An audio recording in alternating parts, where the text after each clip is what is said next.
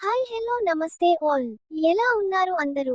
I hope you are all doing good. Moral stories. ఈ రోజు నీతి కథ చూద్దాం.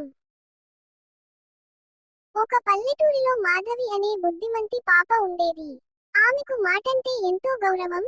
ఎవరికైనా మాట ఇచ్చిందంటే ఏం జరిగినా నిలబెట్టేది. ఒక రోజు స్కూల్లో ఉపాధ్యాయుడు పిల్లలందరికీ ఒక టాస్క్ ఇచ్చారు.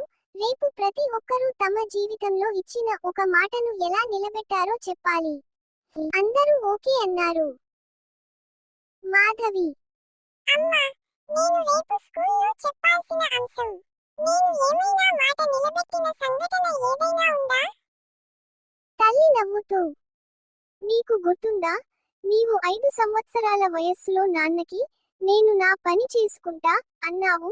అప్పటి నుంచి చిన్న చిన్న పనులు నువ్వే చేసుకుంటూ వస్తున్నావు. మాధవి: ఒకసారి నేను నాన్నకి మాట ఇచ్చా, ఇకపై నా పని నేనే చేసుకుంటానని. అప్పటి నుంచి నా బట్టలు నేనే మడత పెట్టాను, నా పుస్తకాలు నేనే చక్కబెట్టాను. మాట ఇచ్చినవాడు నిలబెట్టాలి అని నాన్న చెప్పారు. అలా నేర్చుకున్నాను. ఉపాధ్యాయుడు: బావుంది మాధవి. మాట అన్నది ఒక్క పదం కాదు, అది మన విశ్వసనీయతకి నిలువెత్తు నిదర్శనం. నువ్వు ఈ చిన్న వయసులోనే అర్థం చేసుకున్నావు. నీపై మాకు గర్వం.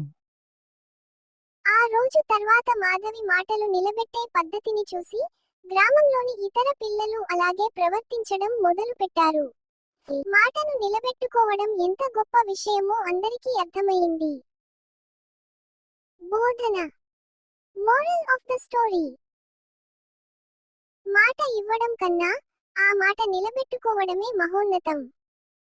Please like, share, comment and subscribe to my channel SS Creativity and నా insta page SS Rental Jewelry.